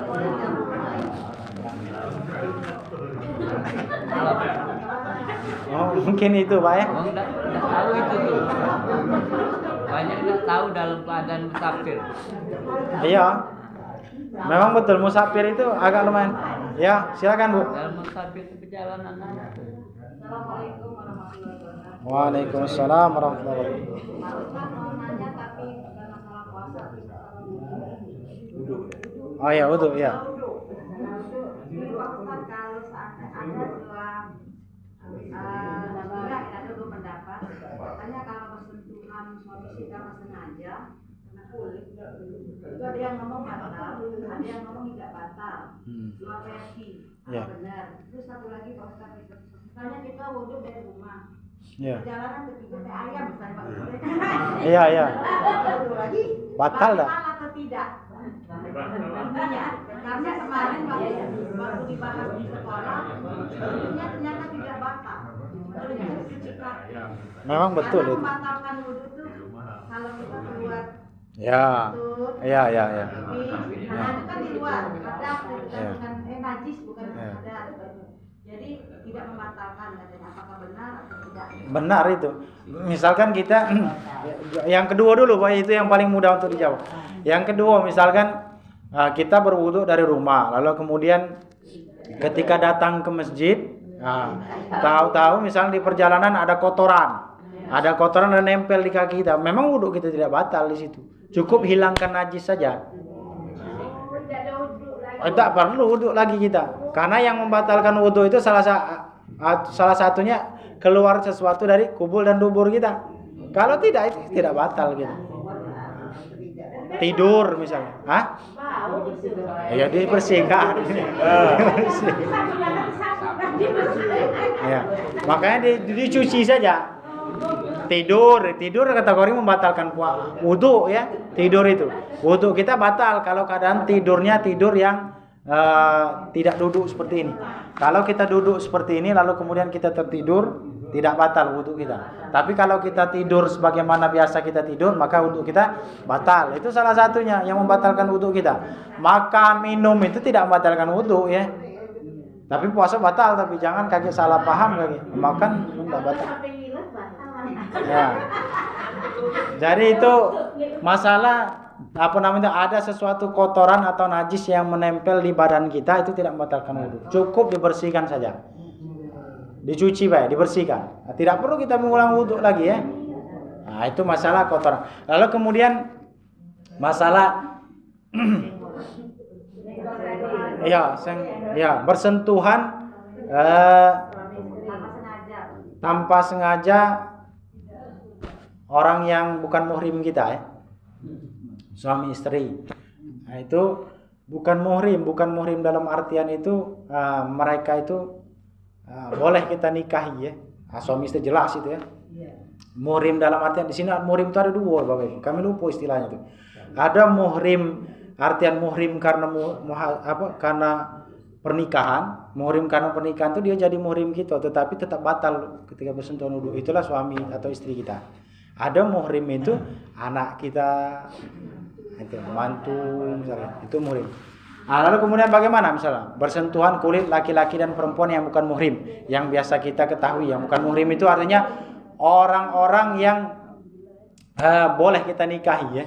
Orang-orang yang boleh kita nikahi, maka itu hukumnya bagaimana bersentuhan kulitnya. Apakah batal wudunya? Nah, di sini letaknya. Kita bacakan ayatnya. Kami itu setengah hafal ayat. Itu ayat surah Al-Maidah ayat ke-6 kalau tidak salah ya. Idza qumtum ila sholati faghsilu wujuhakum wa aydiyakum ilal marafiqi famsahu bi ru'usikum wa aydiyakum ilal marafiq. Lupa kami ayat. Itu surat Al-Maidah ayat ke-6 ya. Idza qumtum ila sholati faghsilu wujuhakum wa aydiyakum ilal marafiq wamsahu bi ru'usikum wa arjulakum ilal ka'bain. Nah, kira-kira begitu bunyi ayatnya itu. Maka ada telusan ayat itu ketika bersentuhan itu disebutkan apa istilah dalam Al-Quran? Kami lupa ayat itu. Panjang memang ayat itu ya. Tetapi memang disebutkan ayat itu memang bersentuhan ya. Kita buka dulu Al-Quran biar lebih jelas. Al-Maidah ayat ke-6. Tentang wudu, tetapi dijelaskan di situ termasuk yang ditanyakan Ibu. Nah ini, ya ayyuhalladzina amanu idza qumtum ilas salati faghsilu wujuhakum wa aydiyakum ilal marafiq Wamsahu bi ru'usikum wa arjulakum ilal ka'bain. Wa in kuntum junuban fattahharu wa in kuntum marda aw ala safarin aw jaa ahadum minkum minal ghaiti aw lamastumun nisa. Nah, ini dia letak bersentuhan itu. Aw lamastumun nisa. Bersentuhan atau bersentuhan kulit kita dengan perempuan. Coba kita perhatikan ayat ini. Kami mendapatkan penjelasan ini dari guru-guru kami. Begini penjelasannya. Bagaimana? Batal atau tidak di sini? Ada dua penjelasan. Ada dua penjelasan. Yang dimaksud di sini aula mastumun nisa di sini. Lamastumun nisa itu bersentuhan. Penjelasan pertama katanya batal. Batalnya mengapa? Karena konteks ayat di sini bersentuhan itu apa ini? Ya memang bersentuhan kulit. Ya, senggolan kulit. Kulit ketemu kulit maksudnya. Kalau kulit ketemu baju tidak batal. Tapi kulit ketemu kulit. Nah, yang bukan mahram, artinya orang yang boleh kita nikahi. Maka di sini batal hukumnya karena apa? Konteks ayat ini menjelaskan tentang apa ini? Tentang hadas kecil atau tentang wudu. Teks ayat ini menjelaskan tentang wudu ya. Artinya batal wudunya kalau seandainya dia bersentuhan. Yang kedua, pendapat yang kedua, ini yang mungkin dipakai Muhammadiyah ya. Nah, ini yang dipakai Muhammadiyah. Muhammadiyah itu mengatakan tidak batal karena yang dimaksud aula mastumun nisa di sini adalah berhubungan suami istri. Maka berhubungan suami istri baru membatalkan wudu katanya.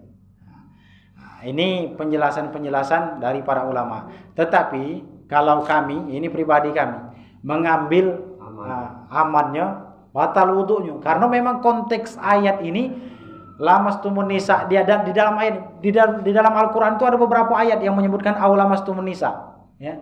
Artinya bersentuhan. Konteks ayat ini coba kita perhatikan. Ya ayyuhalladzina amanu, wahai orang-orang yang beriman, idza qumtum ila shalah, apabila kalian ingin melaksanakan salat, faghsilu wujuhakum wa aydiyakum ilal marafiq wamsahu bi ru'usikum wa arjulakum ilal ka'bain. Ini menjelaskan tentang wudu. Wudu itu hadas kecil. Nah, itu. Kemudian wa in kuntum junuban fattahharu, apabila kalian junub, maka fattahharu, maka sucikanlah atau mandi. Artinya junub.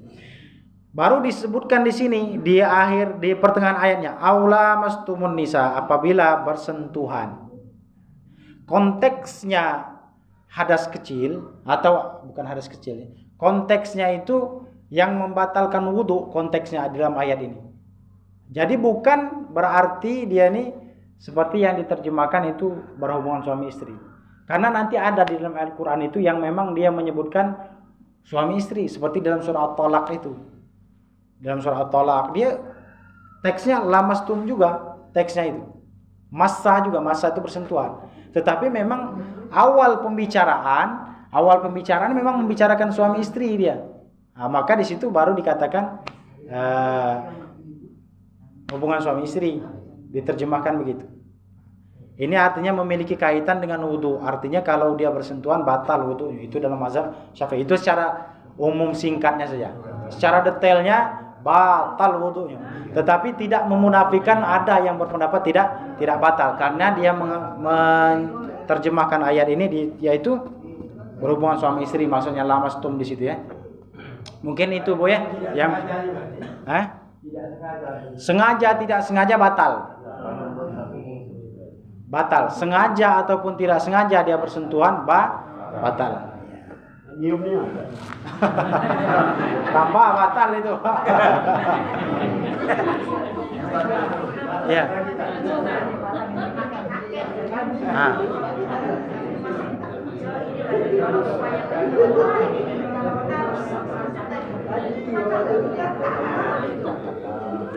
Kakek memang. Tapi yang harus kita sebutin gitu batal kalau umurnya dalam 90 tahunan. Yang maksud dalam artian kita sujud itu masih keluarga kita. Bertemulah dengan keluarga kita, misalnya paman kita, opa gitu. Paman itu bukan muhrim, Bu. Tapi bukan maksudnya orang lain. Orang lain lah kira-kira, orang sepuh lah ya. Sudah sepuh. keluarga gitu. Ya. Kan kita sudah wudhu kan, dia datang kita salamin apa itu batal nggak? Kalau wudhu Masih batal. Kalau Sebentar, penjelasannya begini. analika. Tetap batal walaupun dia orang sudah sangat tua ya. Sudah sangat. Jadi konteksnya di sini umum Bu ya. Umum konteksnya. Kalaupun dia wanita ataupun laki-laki yang bukan mahram kita, tua, muda, kecil, tetap batal wudhunya. Maka wudhu lagi. Kalau ibu-ibu enak itu ada jilbab, pakai jilbab saja ya. Enak itu ada alasnya ya. Dialasi ya. Ini Ustaz, ada lagi. Mengenai wudhu tadi kan, nah air kan kadang kita kan di rumah itu kan ini airnya kan sedikit, itu batas yang minimal ini apa namanya sedikit kan itu nah. Air yang istilahnya sah untuk kita ngambil wudhu, nah itu bagaimana? Berapa banyaknya? Iya banyaknya sudah itu kan kita tidak tahu kadang masjid apa siapa ke dalam itu kan. Nah itu ya. Air ya, misalnya air dalam bak. Iya dalam bak. 6 bulan. Kalau kita mandi kan kadang yang anak-anak kan kadang di dalam. Ya. Kalau mandi. Dua apa dalam istilah dua Air panas. 6 bulan. kolak apa kolak kaki kolak kaki kalau air dua kolak batal itu dua kolak ini tapi dua kulah itu maksudnya itu ya Dua kula. ukuran baknya itu 60 kali. bukan 1 kali 1 60 persegi benar tidak itu kami lupa itu 60 meter, 60 cm. 60 cm bukan 60 meter 60 cm kalau 60 meter panjangnya lembangnya 60 cm ya Main kalau 60 meter. 60 cm kecil. ya 6 meter sebentar Bu biar ini apa karena ini detail di situ penjelasan harus kita ini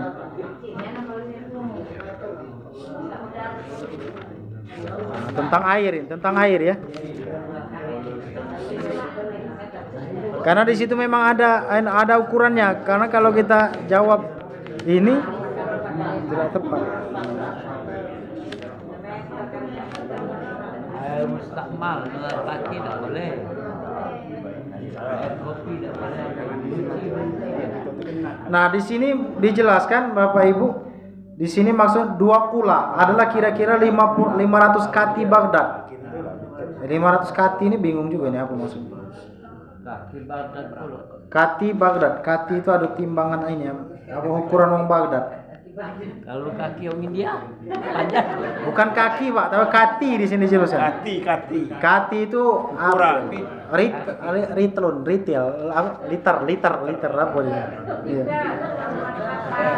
Bentar, kita cari betul itu ada ukuran. Oke di sini. Kira-kira 2 kulah itu di sini kurang lebih 190 liter. Di sini. Hampir 200 liter. 190 liter ukuran kita. Ukuran kita.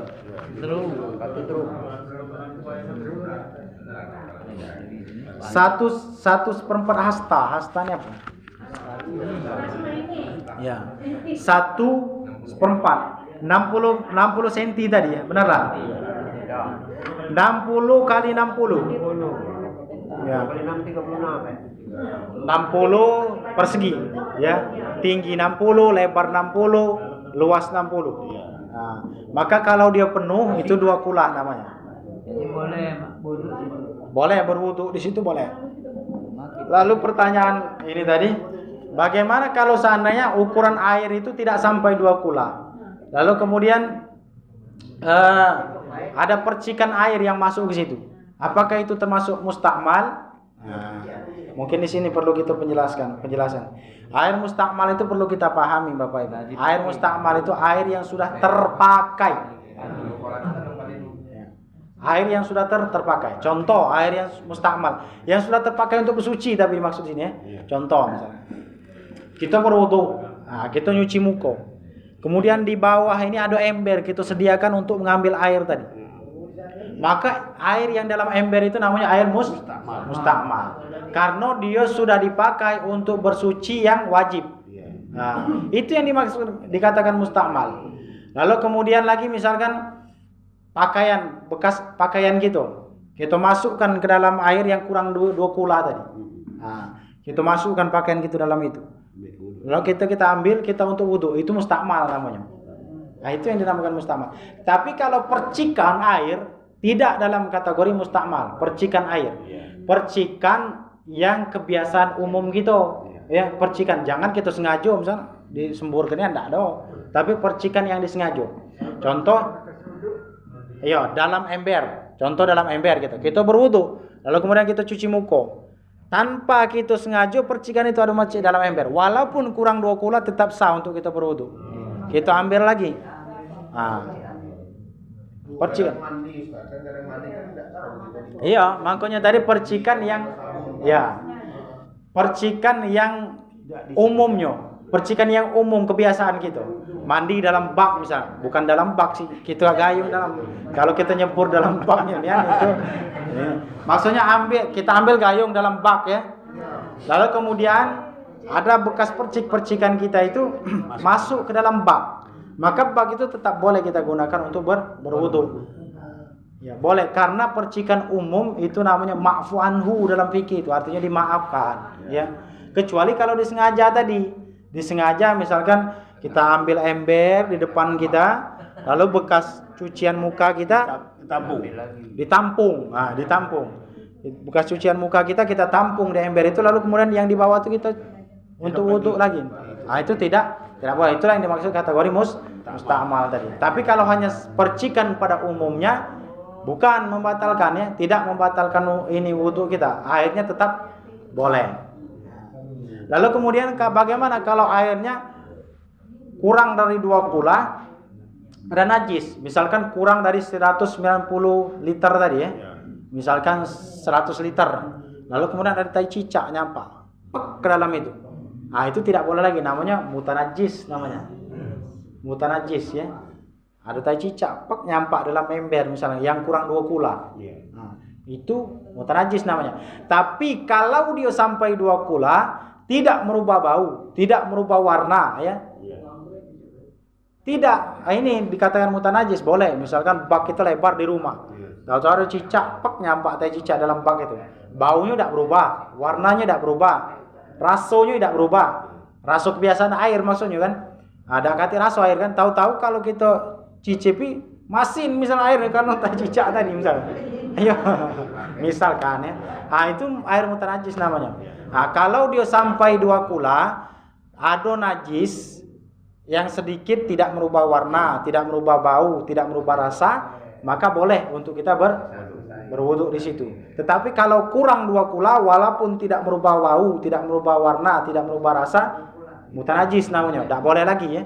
Kita untuk berwudu di situ. Air dalam ember tadi misalkan, tahu-tahu ada tai cicak atau kotoran lah misalnya, najis lah ya. Nampak ke situ. Kurang 2 kula, kita berpakai untuk berwudu, tidak sah wudu gitu. Nah, kira-kira itu singkatnya. Kalau air anutas, kalau air misalnya dalam bak, cukup 2 kula. Terjemur, panas, boleh dipakai. Musammas itu makruh, boleh dipakai. Musammas. Yang tidak boleh itu Pak Haji, yang terjemur di matahari ada bejana emas, ya. Nah, itu tidak boleh. Bejana. Iya, bejana. Emas, perak atau tidak boleh. Ya. Tapi kalau terjemur di matahari baik, musammas makruh memang hukumnya makruh. Boleh tapi tetap sah wudu gitu. Ya. Kemakruhannya itu karena khawatir menimbulkan penyakit. Ada orang itu yang alergi kalau dia kena air yang terkena sinar matahari, kulitnya misalkan melepuh kan. Nah, itu tidak boleh yang seperti itu. Makruh saja, boleh tetap boleh. Misalkan dalam tetmon air kan di pucuk rumah, kena terus sinar matahari kan. Nah, panas, langsung kena airnya. Nah, makruh saya musammas boleh saja berwudunya. Godongi ya. Panas, tidak panas. Di tetmon juga dia dalam tetmon juga dia tidak langsung kena ke air, Pak. Ada penghalang. Ya boleh, ada penghalang boleh. Maksudnya itu matahari tanpa penghalang langsung ke airnya, maksudnya begitu. Maksudnya. Selalu pakai botol aqua yang besar. Darurat kan baru lain hati. Jadi kalau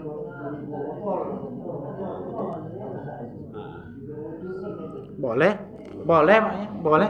Misalkan kita darurat ya, ada air 1 botol aqua misalkan, 1 botol aqua. Lalu kemudian kita wudhu dengan 1 botol aqua itu cukup untuk membasuh rukun wudhu kita. Sah, sholat wudhu kita sah ya, sah. Asalkan baik jangan dicampur teh dulu. Campur teh dulu tidak boleh Pak ya, mustamal kan ini. Misalkan nak puasa kumur-kumur campur teh dulu dikit. Awal.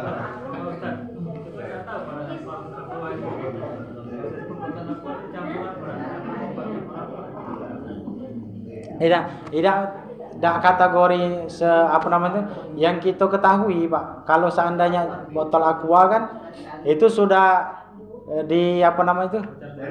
Tapi sudah murni itu.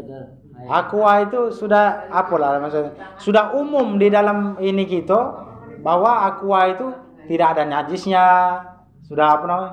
Suci ya. Sudah umum maksudnya di masyarakat kita. Kecuali kalau kita memang betul tahu apa namanya itu prosesnya kita tahu misalnya, oh di sini kotoran misalkan. Air limbah. Siapa no? Iya, manis-manis ya. Iya.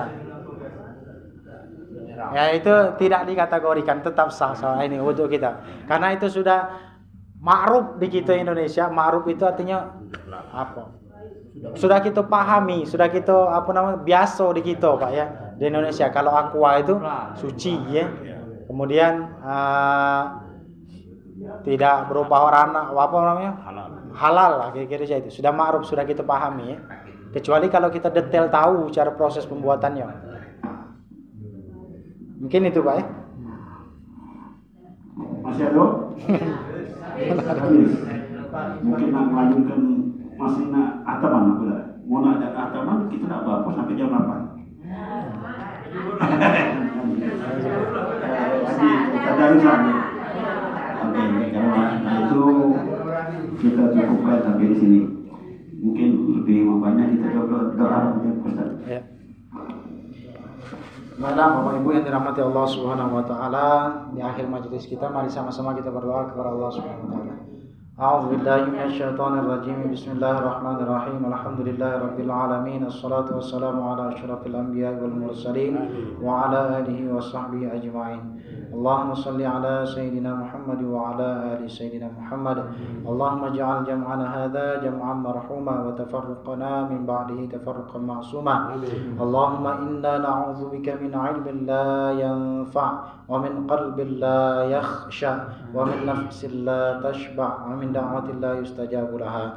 Allahumma astur 'uyubana bi sitrikal jamil ya sattarul 'uyubi fid dunya wal akhirah innaka 'ala kulli syai'in qadir. Rabbana atina fid dunya hasanah wa fil akhirati hasanah wa qina adzabannar. Walhamdulillahirabbil alamin. Kita sama-sama tutup dengan doa kafaratul majlis. Subhanakallahumma bihamdika asyhadu an la ilaha illa anta astaghfiruka wa atubu ilaik. Jangan pulang dulu Pak, nak foto ini. Oh iya Pak. Untuk Dokumentasi. Kota Nadia dengan Pak